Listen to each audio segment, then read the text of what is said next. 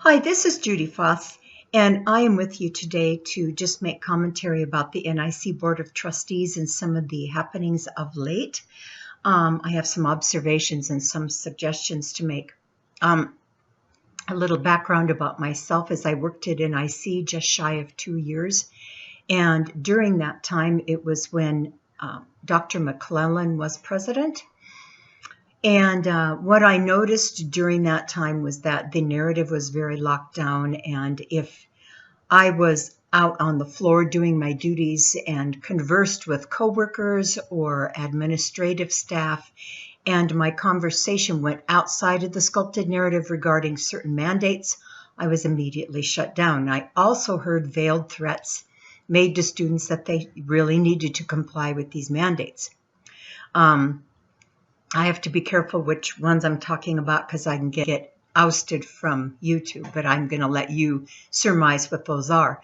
So as I watched the process at NIC and I realized how confined I was as a conversationalist, I decided to get more involved with the process. I began to attend the NIC meetings. The last meeting that I attended, in all honesty, in person was the one in December, where the meeting was moved to the auditorium because it was so well populated. And this was the first or second public meeting that our newly elected conservative board majority ran the board meeting. And one of the things I noticed with interest is a lot of the community members got up and said, "We do not understand what issues you have with Nick Swain. We don't understand what your goals are. What are you trying to achieve? We think you should work with what's been put in place." There was an article written by Art Mackenber, 11/1/2022. I have the main points of his article showing here. If you want to read the entire article the way that Art wrote it, you can type in the Coeur d'Alene Press, My Turn, 11/1/22, and you can read his full article. There is also an excellent article that goes back further in NIC's history with the Battle of the Boards, and this article was written by Greg McKenzie. If you want to read this entire article, you can easily do that. I found his article in Facebook in the NIC Truth page. Type Greg into the search area and pull up his October synopsis of the history of the board and their preservation of NIC in my book. I want to tell you all something that you wouldn't know unless someone on the inside told you. Greg writes how the mandate for wearing a certain face apparel was made optional by that board at that time. And I'm here to tell you that thereafter, maybe 1 in 12 students were seen in the hall with a covering on. This shows me that the majority of students I was seeing did not abide by the script. That piece is a great segue to my further thoughts about NIC. The saving of this wonderful institution from the woke agenda is going to largely take place from the inside. How big of a population of students object to the way the college has been steered forcefully in regards to a deep state agenda which contains a narrative laced with communist and socialist ideals?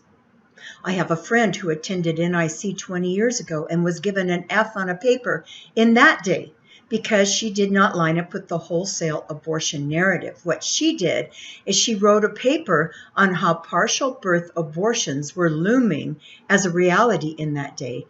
The teacher defended her failing grade by saying that no such thing was in process and that my friend was touting a conspiracy. Does that sound familiar? So for those who are asking in the community, what is your dire concern about the college that has you taking this visible hard stand? I would point that questioning person to these 2 articles I just earmarked and to this following story by a student. Listen and see what you think. My issue is not with being presented with differing ideas. My issue is not being presented with information that I don't like or a conclusion that I disagree with. My issue is an instructor who is supposed to be bestowing knowledge and bestowing the ability to, teaching the ability to actually think critically about an issue. And instead of teaching the students to think critically, they're simply teaching the students to accept their dogma, which to me is beyond the pale, and it shows a failure on the board's position. If they're saying that this is academic freedom, the board doesn't know what academic freedom is, or they simply don't care. And to them, academic freedom is you have the freedom to think what we think. She stated that socialism is the first step to communism, and I can't wait. Now, this is somebody who is apparently endorsing the ideology that murdered over 100 million people in the 20th century. And she's doing this from her position as an instructor.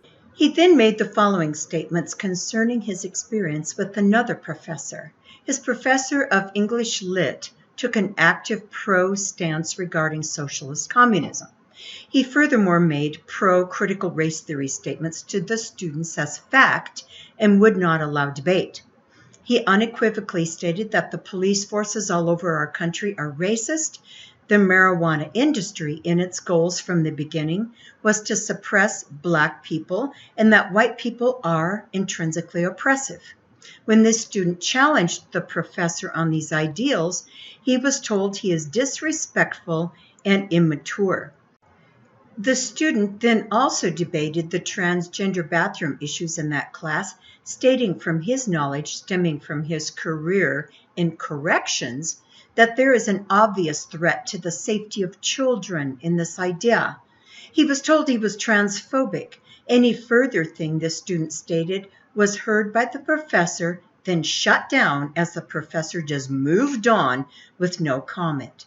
This is so typical of what I've come to know as the deep state plot. No debate allowed. The student went to Dr. McLennan, who was in his first term as president, and discussed his experience. Dr. McLennan defended the professor, who was exercising academic freedom in his class and could continue to do so as long as it wasn't partisan. Is there something this student, myself, and others are missing here? It is partisan, thus the concern. I really appreciated the comments of the student who said he was 30 years old at the time he was taking these classes and felt he had the maturity to stand up and really give a case for the way that he thought. But he also made this comment, and this resonated with me.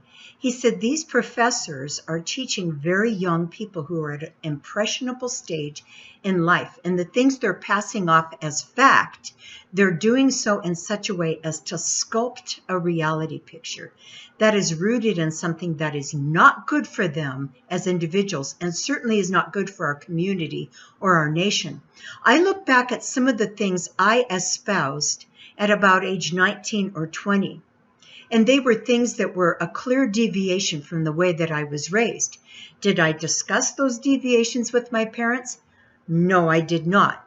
When you're the daughter of a celebrated minister in town, and you know that some of the things you're starting to believe is against what he teaches, you don't say anything.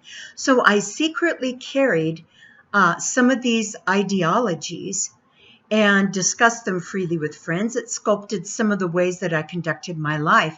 And then at about age 30, at the age this guy disclosed his experience at NIC, I was challenged by some very knowledgeable and wise people, and my ideology went back to the way I'd been raised because I could see some of the ideologies from my upbringing were going to lead me to a better end. My feeling is the day that we are in, we can't give some of these students a whole decade for a course correction, if I may be so bold, because there's too much at stake.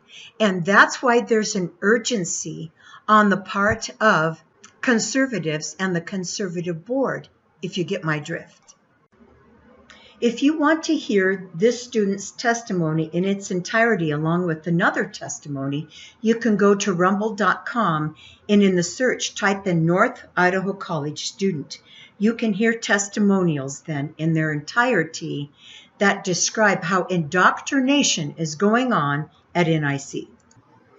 So if you have friends or neighbors or family that are shaking their head in disbelief that there are ongoing issues and pushback being given at NIC by our board and people are voicing concerns, share this video with them. In a nutshell, this is what the concern is. Thank you for watching. These are my thoughts.